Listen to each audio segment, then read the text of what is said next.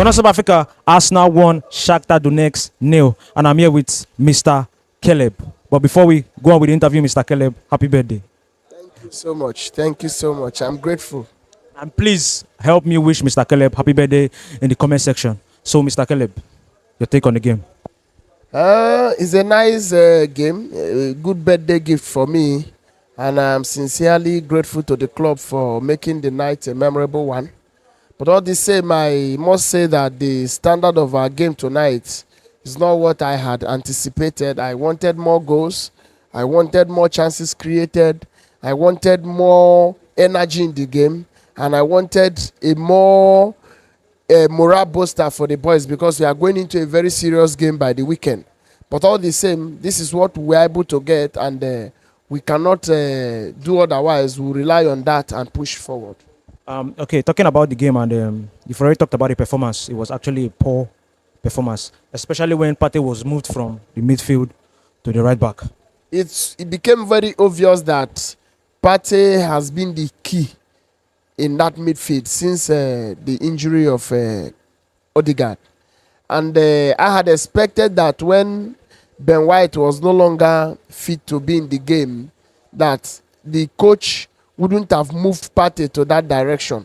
But even if that was his last option, he wouldn't have brought in Mikel Merino. It would have been Nwaneri, so that the young man can add creativity to the midfield. And he didn't do that. And if you look at it, it was now like we are playing in another person's home while we are the team playing from our home ground. So I think next time we should watch. Changes are very critical in games like this. If not for the grace of God, probably it would have ended in a draw. But all the same, we thank God for the result. The missed penalty from Trossard in the second half. Even before the penalty was taken, when I saw Trossard handle the ball, people who sat close to me where I was viewing, I told them that it's not going to be a goal.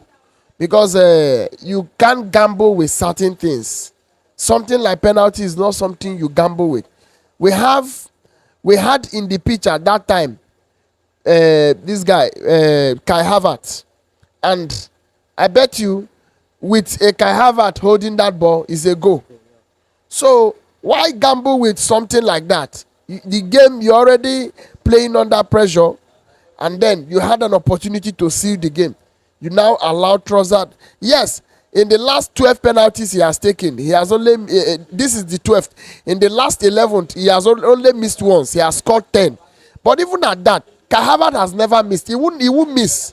If you have Kai Havertz in the pitch, you have Bukayo Saka, you have Jorginho, why look for some other persons to play penalty? Even if Odegaard is there, you don't need someone like Trossard. But you have Kai Havertz in the pitch, you allow Trossard pick the ball. Of course, I knew it wasn't going to be a goal, so I'm not surprised he didn't enter. So, and I told people, I said, this is not going to be a goal, and that turned out to be the answer. Jesus' performance, he did well in the first half. Couple of chances, he could not just bury them. Yes, I think one of the challenges that young man is having is the fact that he's losing confidence on himself. A striker should be calm to cool the ball to the net. One of the chances he created, he ran, and then I think it was a pass. It was a pass in the middle. He was at the 16-yard.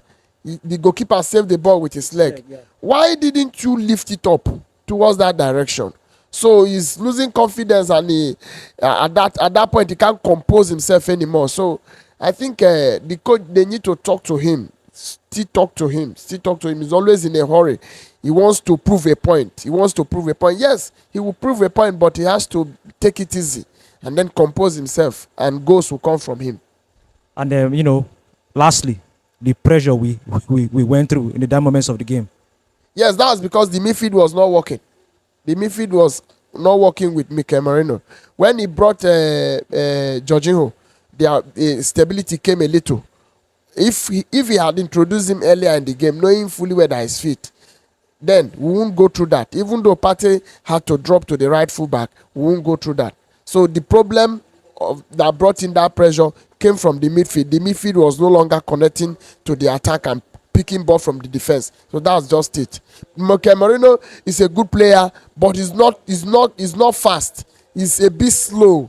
Probably, let me say he's still studying the Arsenal pattern of play, but you need to be quick at the ball at times. If you watch, Thomas Partey had to leave and then started intervening in the midfield to be able to block some of those passes that was coming in. We would have considered a goal towards the 9 minutes of the game. The shot that was saved by David Raya, that was because there was nobody to close in on that guy that took that shot. So the problem came in from the midfield, and I pray that next time the coach will pick better options and not what we had tonight. Let's talk about that penalty. You know, the penalty. There's something we saw today that I don't think we'll see in the Premier League. You understand?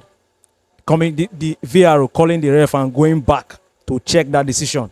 Yes, you are very correct. I usually would say that in the leagues, probably in the Premier League, there are certain decisions taken that I always question. You remember in my last interview here, I said that there are red cards that has been issued this season, that the one issued to Declan Rice, that I disagree with it.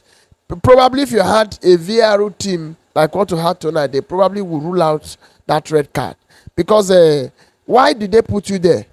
The referee will not be able to see everything, but you are given opportunity to suggest a decision to the referee. Please take a critical look at this. This is what we think is the answer to the problem. And when they do that sincerely, everybody watch the game. I'm not saying this because it happened in favor of Arsenal. Even if it was against, I won't feel bad. That's because it's a call done out of sincerity, not something you feel that this is what would have been the result, and then you just award. So it's a good call, and at the same time it's a plus. That is why it is UEFA Champions League and not Premier League. I think that's what I have to say about that. So going forward, we are fully aware that the team has really been impacted with injuries, and it is supposed to be so. When you're a big team, everybody playing you, they play you with all seriousness. So knocks here and there will definitely come. But even in the midst of all this, I think that our coach should settle down and look at the players critically, know their areas of advantage, be able to place them at those points when you have injury issues, more especially when a game is going on, so that you don't end up taking somebody that is holding the game, just like Thomas Partey was moved today. You don't end up taking somebody that is controlling the game to a position where we will feel less of his impact in that game. That is what I would suggest. Thank you very much.